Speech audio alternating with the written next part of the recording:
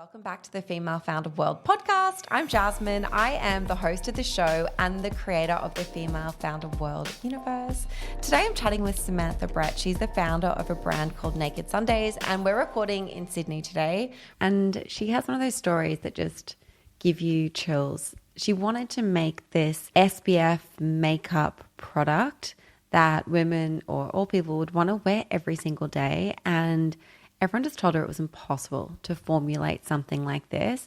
But eventually she did figure it out. She remortgaged her house to make it happen. And she thought like a good goal would be to do $100,000 or 6 figures worth of sales in the first year. She actually hit that target in the first 4 weeks. So we're going to be going through how she made the impossible happen and what her launch marketing strategy was and what really worked. But before we get into the show, if you listen to a recent podcast episode, I think it was maybe 2 episodes ago with Greta Van Riel. She's oh my gosh, I don't even know which business to list first. She's founded multiple e-commerce companies that are doing multi-million dollars in revenue. She was one of the original e-commerce entrepreneurs. She also has an influencer marketing agency that runs influencer programs for e-commerce businesses of all sizes. She is an absolute expert. Plus, she actually does teach courses and teach people about building e-commerce companies. So she has kind of like distilled all of that knowledge into really great, tangible, bite-sized takeaways to share with you. And she is offering the Female Founder World community a free group business coaching call. It's happening in March. So if you're listening to this late, you can access a recording if you're a paid business bestie member. I'll put a link in the show notes. But otherwise, this is going to be free for you to join live and ask questions or just listen in as other business owners ask Greta to help them with some of the challenges that they're facing right now. Another really great resource that we have built for you at Female Founder World is our retail bootcamp. You're going to hear in this conversation all about how Sam got her first big retail partners and the growth that drove for the business. To build this program, I've spoken with, yes, all of the founders that you hear on the show, but I've also just spent hours having conversations, really deep conversations about the processes to start and scale up a retail stockist strategy. And we've built an online course that will help you to, first of all, just audit whether your business is ready for wholesale. And that sounds like a boring thing, but we just can't skip over that. It's really, really, really important. And it'll help you identify what things you need to get in shape now to be successful later, to have all of your I's dotted and T's crossed. And then you're going to personalize and build your own retail plan based on all of this information that we're going to be giving you in the course. You'll be able to identify the mix of mass, indie, and online stockists that will really match not only your business goals, but your capacity to execute right now and a timeline for when you should be pursuing all of these different types of retail stockists. We're going to give you a strategy to turn on your stockist outreach system, including an automated email flow. We're going to give you a database of people to reach out to, and we're going to help you turn your brand into a retailer magnet to really build an inbound inquiry system and get some of those mass retailers and indie retailers coming to you. This is such a valuable course. We are going to be closing registrations on the 5th of March. Again, if you're listening to this late, hit the link in the show notes because there will be a wait list to come and join the next session. It's going to be an incredible course. Okay, let's get into the show. You are now entering Female Founder World with your host, Jasmine Garnsworthy. So Naked Sundays launched back in 2021. You launched in Australia, but you're going to be coming to the US. So by the time people listen to this, they can actually shop the brand. What is it that you're creating for people who don't know the business? Yes. Firstly, hello. Thanks for having me on. Yeah. Very excited. I know you've got lots of fans for your podcast, so they were all very excited when I told my little crew. So Naked Sundays started out as a way for people to be able to wear sunscreen in an easy to use, kind of cool, nice, beautiful packaging, millennial style. So back when I launched in 21, it's hard to believe now with the explosion of SPF, but back then there were barely any fun, cool SPF brands, let alone products that you could wear under makeup, over makeup, with makeup. Can you imagine a time? So that was only 3 years ago, but we really were one of the first to market. And so I was a news reporter for Channel 7, which is our main network in Australia, and I would report on Sunrise, which is like the Today Show in the US. And I'd be out in the sun breaking news from 6 in the morning till 6 at night, full face of makeup. And I started to notice a bit of a trend from my colleagues that they were actually having to get skin cancers cut out of their faces or the top of their head. And people come back to the office with these massive cuts across their face or their head and stitches everywhere. And I was thinking, what is this? And it was skin cancers. And so I thought to myself, okay, I need to be reapplying or wearing sunscreen. Am I wearing sunscreen? Does it look good with the makeup and the TV lights?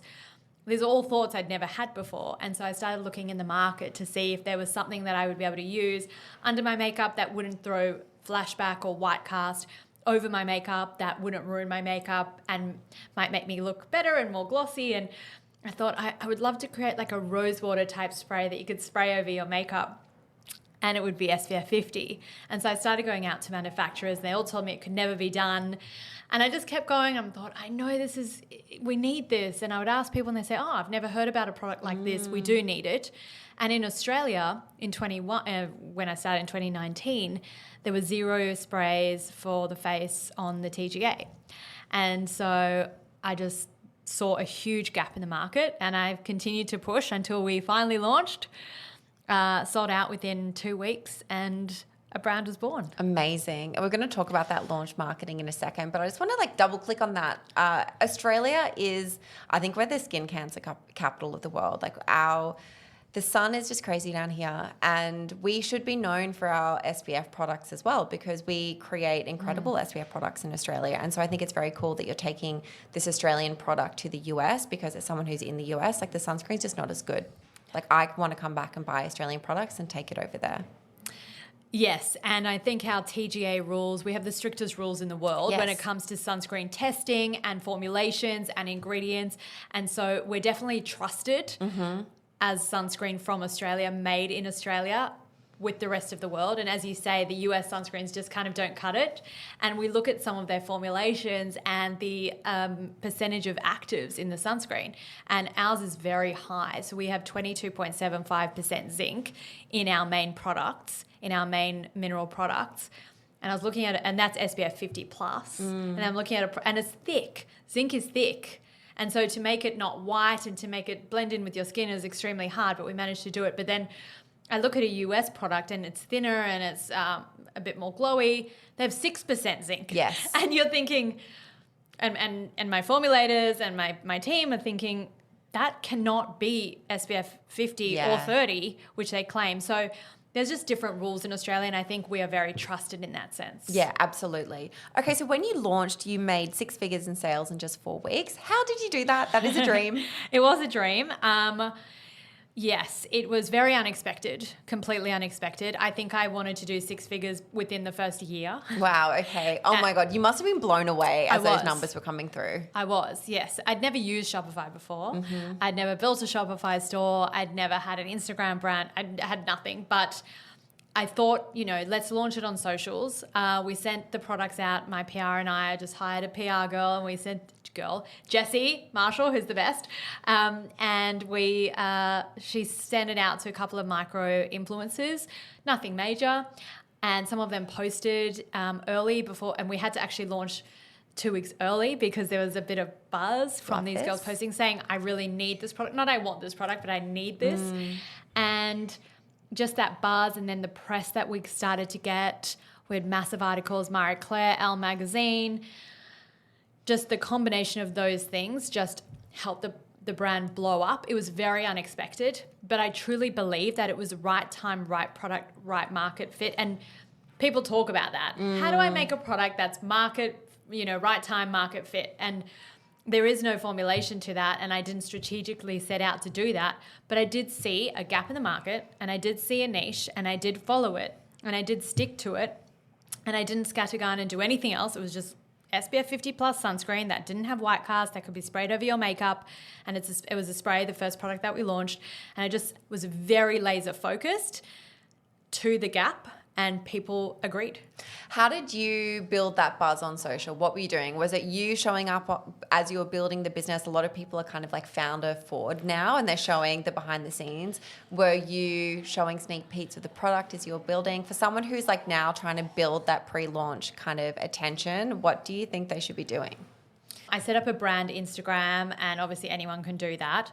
And I did start posting sneak peeks and bits of the product and the packaging and how to use it and things like that.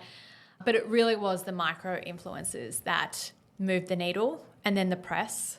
So it really just is about knowing why you were different, and then really pushing on that and making sure the influencers that you send to know, and then the press knows about you. I think that launching a consumer product is like one of the hardest things that you can do, because you actually have to, and then you just double on that by launching an SPF product, which is really regulated. Exactly. How did you learn how to do this? So creating the product, I still don't know. But I literally Google like sunscreen manufacturers around the world and calling each one, can you do this? No, yes, just working it out, getting an in-house formulator, calling packaging people, getting samples. I think I read something that you wrote maybe like 5 years ago in Pop Sugar. Yes, yeah, probably. I remember. So you wrote an article because you had a product. Yes. And you said that you used this woman who had like a group. Anyway, I joined every group I could find, about like how to create products, and I just read every single thing that I could. But really the piece of the social media world, I did do this founder course. It's FOUNDR. And it just really taught you how to get followers on Instagram, how to make buzz about your brand. And it's nothing that we don't already know, but it was just done in a really simplistic step-by-step way. Yeah. So that was really helpful for me. And then I followed that. I built a following and I sent it out to the influencers. And I still don't know what I'm doing. So when you say, how did you know? But I think it's that need to know every facet about, like I taught myself how to build a Shopify store. I taught myself what a meta ad would look like, or how to do Google search, or now I'm teaching myself TikTok ads. It's just, you're never, ever going to know how to do it. You're never going to know. There is no handbook for this stuff. Like, there are groups you can join and people you can ask, but at the end of the day, the whole industry is moving and changing so quickly. True. Even Shopify. True. There's a new app on Shopify every day that you now need to add to your shop in order to make it work. Just to make it work, simple to make it work. Never mind to optimize. And then there's so many things you can optimize. There's so many like email flows that you can send and conversion rates to get better. So like, it's just a constant learning. Yeah. Within 8 months, you launched into Mecca, which is, for the people in the US, I don't know how to explain this. It's like the original Sephora kind of thing of Australia. We have Sephora now as well, but Mecca is like the holy grail for beauty in this country. And that's the one that the beauty brands want to get into. How did you land that?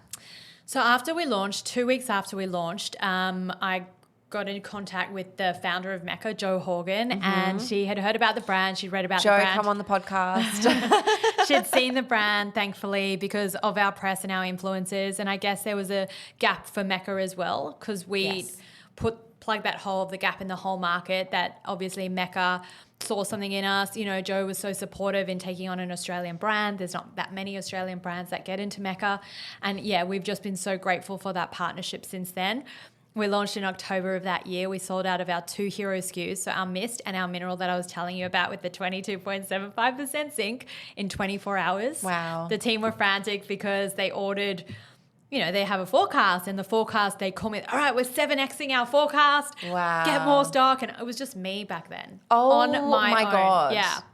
So I didn't have a team. I had no one really. 0 people. I think my customer service person, Yulia, had started. I think I would have a mental breakdown if Mecca was calling me saying we need to 7X our order. So I had my customer service person, Yulia, who's turned into now our head of marketing, and she's amazing. But back then it was really just me, and Yules was helping me out with customer service. And I completely didn't know what to do. But, you make it work and you do what you got to do. And we were able to expand the range. I think we launched with 3 products, and now we have 35 products maybe. Wow. So it was look, Mecca's amazing to deal with. It's not like I was in a retailer that didn't support up and coming brand. They did support and they still do to this day. We just did an amazing pop-up with them on the weekend at a shopping centre. I saw this. Yes. So they're so supportive in the sense that I think they just knew I was on my own and they just supported whatever happened next. Okay, so this is also very expensive to do, to go into retail and to that kind of quantity. How did you fund the business in the beginning? So at the beginning, my husband and I put our money in from our mortgage, and yes, we took some money out and we just said, all right, let's either we don't sell anything and then we still have full-time jobs. I was still in a full-time job, or we sell out completely and we're screwed because we have no more money and no more stock. Anyway, we sold out completely, so we were completely screwed. So I gave away a small piece of equity for a big piece of equity for a very small loan, which I don't advise you do. Lessons, but we've since bought that back, which is great. Okay. So that's what happened, and it was a very small amount of money, but it helped us to get to the next milestone, which was launching into retail. As you say, retail is expensive, but not only that, minimum quantity orders for sunscreens made in Australia are very high. And I remember when I launched, I said to my husband, all right, I want to launch with 4 SKUs. And he did the budget, and I said, all right, cut it down to 2, just cut it down. So we launched with 2, but then I very quickly already had my ideas for the next product. Yeah, I think you're someone who's done such a good job of not only, the branding and the marketing and the content. I think you have nearly 500,000 followers on Instagram now, which is amazing. But also the actual formulas and the products that you've created, I think that's what's driving a lot of your growth, right? Like you've actually created a thing that people not only just look at and they think, oh, it's cool, it's beautiful, I want it, but it's actually something that functionally they need in their day-to-day, which in the beauty category can be like difficult to do. I think you've done that so well. Thank you. Yeah. When did you mentioned before that you were working a full-time job for a while. When did you actually leave the full-time job to work on the business? So Mecca called me like a week before they were launching and said, we're going to put you on our website. And I knew I'd be fired if anyone saw me on a website doing my own thing. So I quit just before we launched into Mecca. Okay, it was hard. It was difficult. Yes. I mean, you've got to, I feel like at some point you've just got to like rip off that Band-Aid. Sure. And like if you're funding it yourself, you're all in, Yes. Like this has got to work. So yes. You've got to make it happen. Okay, and then when did you start building the team? What does the team look like now? So I started building the team pretty much after the Mecca success, and I started very small. I had a social media person, a customer service person, the same person, and then I got a general manager a year ago, or maybe a year and a half ago. That's a pretty big hire. That was a big hire. It took me about 8 months to get that. So interviewed a lot of people, did a lot of trials. I really didn't want to do one. I didn't want to get one until I really needed one. And then he since has got in his team now logistics and packaging and product, head of product. And then I have a US rep that helps me with my US launches.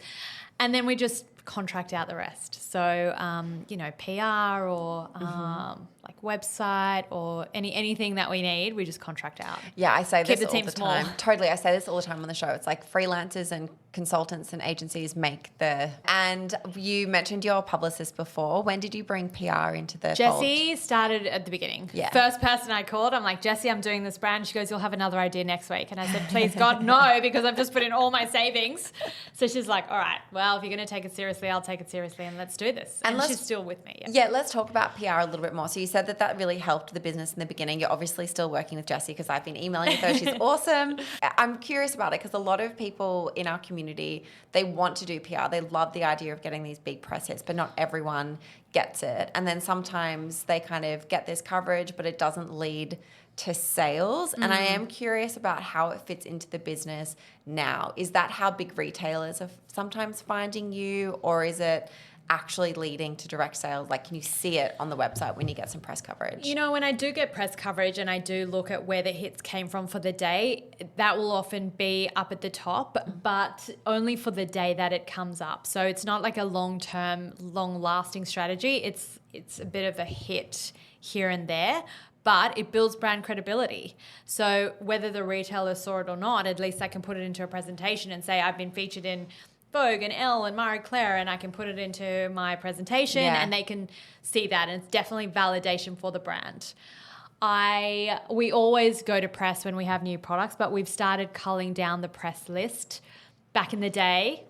I'm showing my age, but I'm from magazines. Are you from magazines? I was very early in digital. I was at Pop Digital. Sugar when Okay. we were not even getting invited to shows at Fashion Week yet, when I was fashion editor there. Yeah. Wow. Okay. So I was New Woman, like Vogue. Yeah. Like I was early magazine time, like print. There were no websites for the magazines. I remember when Vogue.com was literally like the corporate website. Yeah. Yes, that's my time. That's my time. And so I used to work at magazines. I'm a journalist, but point being is that there were a lot of magazine editors, and so when I first started my brand, Naked Sundays, we would send out to 50 or so editors and maybe 20 influencers, and that has now then it went down to like 50. Now it's about we send to like 10 editors and then 200 influencers. It's just the landscape has changed so much now. And I heard someone else from another brand talking the other day, and they said usually at events it would just be an editor event and then an influencer event, and now they've joined them together because there's just not enough editors to invite to events. And it's all influencers. Yes, that's so interesting. Yes. Really interesting. And then I think we're also moving into this new era as well, where it's not just influencers. They're often people that actually are famous for doing something, like they're experts, or they're not just like career content creators that are getting the most attention online. So I'm going to a lot of these events now, and I'm there with someone who is a like quite famous author, and I'm there with like entrepreneurs, and they're the people that are actually resonating online and people are seeding. So it's interesting to like see that shift as well. I feel like that's like the next one. That's positive. That's a good thing. I think so too. Because I said to someone the other day, one of the biggest influencers in the world is posting us this week, and they said, "Oh, what does she do?" And I was struggling. I said, "I think she posts on TikTok." Yeah, content creator, career content creator. Yeah, no shame in that. I'm just, it's just interesting to us who come from, journalism, strong backgrounds, and then now it's just a shift to content creating. Yeah, it's like it's your skill as an entertainer, which you've done well at. You're both. You're all of it. You have your career, you have your product, and now you have your content as well. Yeah,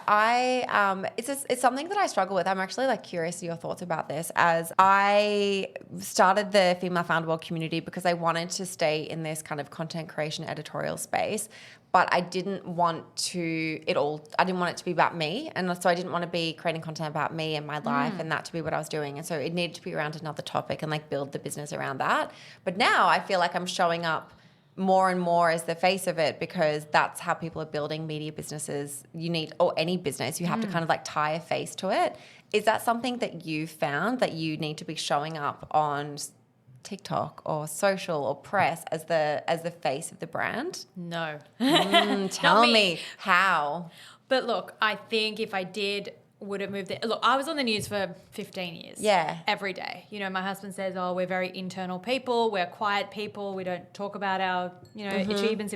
I said, "Dude, I was on the news for 15 years. I'm external. I am external." So my team are constantly saying to me, you need to be the face. But I didn't tell you this, but for the first 9 months before we launched into Mecca, I didn't tell anyone that I was the founder.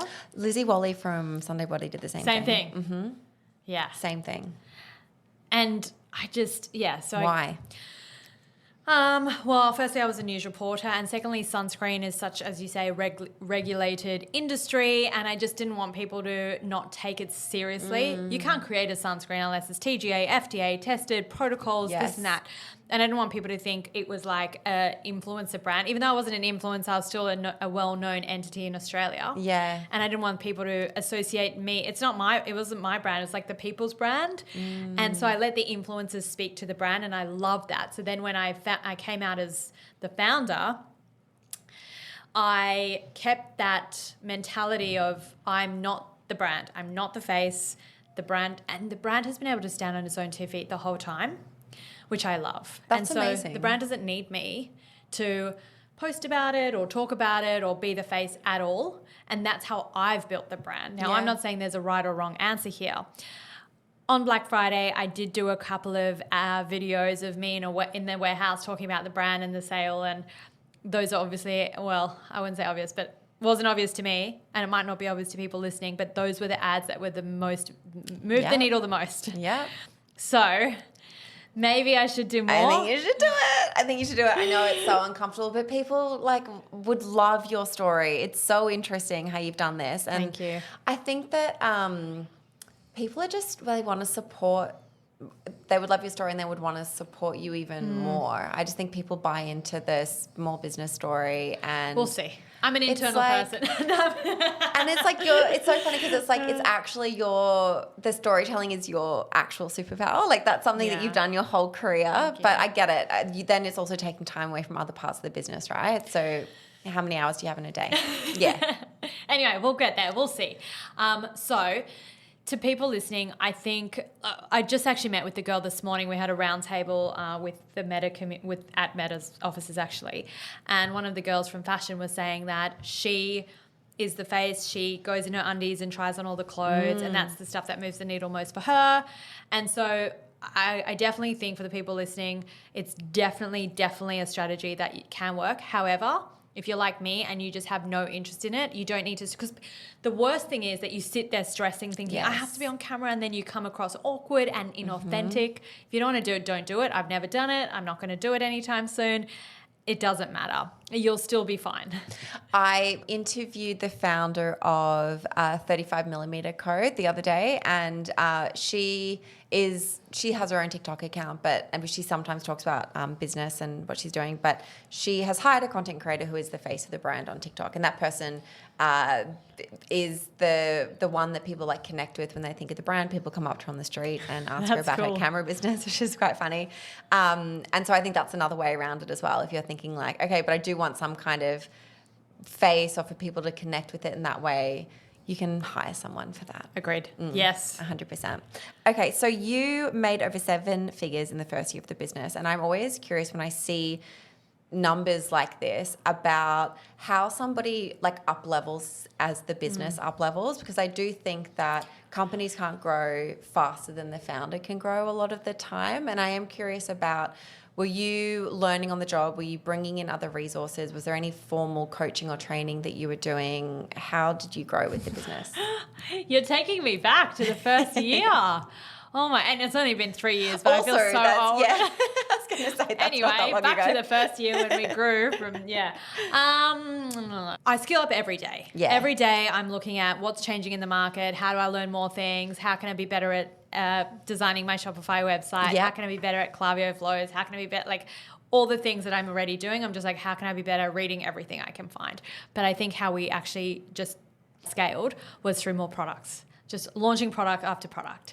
And I remember we launched in January. I didn't have a new product till June. It was painful. Then we launched that mineral that I told you about. That's like beyond the bestseller. And it's like crack. Everyone's like, people are addicted to it. Mecca can't keep it in stock. And no one bought it. Interestingly, yeah, it was interesting. I mean, okay, A, we launched in the middle of winter. B, we launched just before the Australian end of financial year. You know, all the things went wrong. And I remember thinking, okay, so maybe it's not new product, but come a bit more warmer weather in Australia, and that product just completely skyrocketed and took off, and it's now our bestseller by far.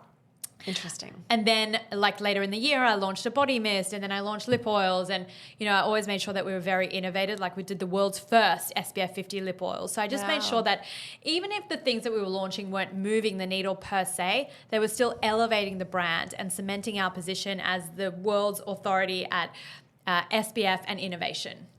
And to be able to continually do that with new products, I felt was more important than adding people on the team, than like doing anything else.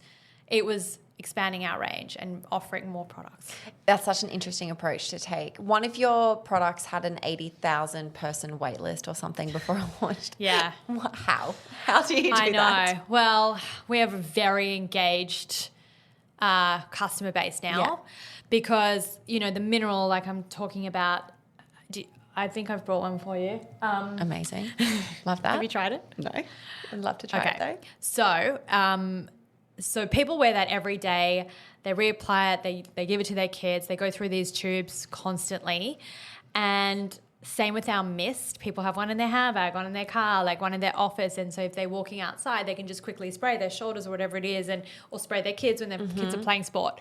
And so I think the customer base is so engaged. They're like, what's next? And so we have hundreds of thousands of customers, and I'm like, all right, who wants this new product? And they all like flock to it. So we launched our Cabana Glow range in August. I have not seen a sellout since we first launched our mist in 2021. This is now 2023. Sold out in 24 hours worldwide. It was, and we've struggled to keep it back in stock since then. And we've sold out 6 times now. Wow. And we've just launched in the US. We had like Michaela and Bethany Frankel post about it just organically. What, they just found it and bought it and used it? No, I think we must have sent to them. Yep. But we sent to them the last 3 years. They've never posted anything. Yeah. Interesting. And this product is the one that has really switched the mindset of, I guess, huge celebrities, content creators or retailers or anyone that we've ever tried to kind of impress to, wow, this is a brand that we need to take seriously. Wow. Yeah, so they both posted organically about the product, which was amazing. So the product is 3 SPF 50 mineral serums, so very thin serums, and one is illuminating pigments, one is pearl, and one is bronze, and it's the world's first bronzing drops with SPF 50. So we're the first to market. And the aim is you shouldn't mix your bronzing drops into your sunscreen. Yeah. You shouldn't mix your sunscreen into your moisturizer. Yeah. So we made 3 shades so you can mix and match the 3 shades and get your perfect shade. Wow. Yeah. How do you come up with the ideas for new products? So that one I have no idea, because I said to the team the other day, I was like, who thought of this? No, seriously, it's like you come up with one great idea, I feel like, and that's like career defining. But you have so many amazing products. This is like off the charts of I don't you've heard me. I don't say anything about our brand. It's hard work. I head down. You don't see me pop my head up a lot about the brand. But with this product, I'm so proud that we created something that has just taken off and has been world first and innovative and has taken the market in the way that it has. I can't remember who came up with it or how we did it, but we made it from scratch. Our in-house formulator made it from scratch. It's impossible it's zinc mineral. Mineral's white. Imagine putting in bronze into a white mineral sunscreen. It goes grey, and so like just playing around with the colours and getting enough pigment so that it works. And people are like, I use my other bronzing drops from other brands, and these are with SPF. Wow, and yes, these are even better. And it's when people say stuff like that, it's like, I created this. I don't know how it happened, but I'm happy. Is the goal to eventually just like replace everyone's entire beauty routine with SPF? Yes, the whole face. Yes. Yeah. So I'm yet to discover how to do mascara. Or even if your eyelashes need sunscreen, I don't know yet. I mean, maybe like shades the eyes. I don't know. Who knows? But yes, the innovation and just having people wear a full face of SPF is my dream. Yeah, amazing. Full face of Naked Sundays SPF. Yes, exactly. Yeah. Let's caveat that. Yeah. Okay, this has been such an incredible conversation. The last thing I want to ask you is for a resource recommendation. If there's anything specific that you think people should go and check out if they want to achieve the kind of thing that you guys are at Naked Sundays. I mean, okay. I think there's different resources for where you are in your business, but for when you're just starting out, a lot of people come to me like, do I use MailChimp? Do I use Klaviyo? Like, what do I do for my email flows? Yep. Do I need someone to create the flows? Do I need a designer? So I think what's really important is just making sure that your tech is where it needs to be. And I think we've got Shopify Plus, so just getting on the maximum Shopify that you can so that you've got all the bells and whistles. Setting up your Afterpay, your PayPal. Like, you've got to think about all these things. Setting up your shop payments, setting up your Klaviyo, getting someone in. I just got a text today saying, do I hire someone to do my Klaviyo flows, or can we just send out emails ourselves? I was like, get the person in. Yeah. Get your email flows done. And it doesn't really matter who, it's not like, it's an easy job, but if you've never done it, you just need to get them set up right. You need a designer. My designer, who's full-time, but a contractor, if that makes sense, is my life. Yeah. So we're doing the Klaviyo flows. She needs to design something. We're doing a Shopify site. We need a banner. So just make sure that your designer is very strong. And then there's just so much that goes on when you expand. Like, especially that we've got 3 countries now, US, UK and Australia. So we use Asana, which just assigns we have all our staff members, we have everyone in there and they just have their list of things that they have to do every day. We use Planoly to plan out all our Instagram posts and that can automatically post us. Do you use Planoly? No, I haven't, but I probably should. Lots of people recommend it. We don't use any visual planner. We just have our editorial calendars all in Trello, and we use Slack for like comms and sharing links and when things are ready. Yeah. So I love Planoly. That's like saved our life. So we just have all our Instagram posts in there. We have like 4 weeks planned out. Amazing. And then we just have a really robust content strategy, which everyone struggles with in our industry of having products. So we have a few pillars. We have professional photography, professional video, UCG content, and our own content. And we just try and get as much content as we can. I mean, that's what it's all about. Got to get that content out. Sam, thank you so much for coming on the Female Founder World podcast, and congratulations on everything you've built. It's so impressive. Thank you for having me. Quick shout out to all of our Business Bestie subscribers. If you are loving this show and you are building a consumer, CPG or e-commerce business, or you're about to build one, this membership will give you access to the people, experiences, and the tools that you really need to build your dream business. Head to femalefounderworld.com/subscriber for more.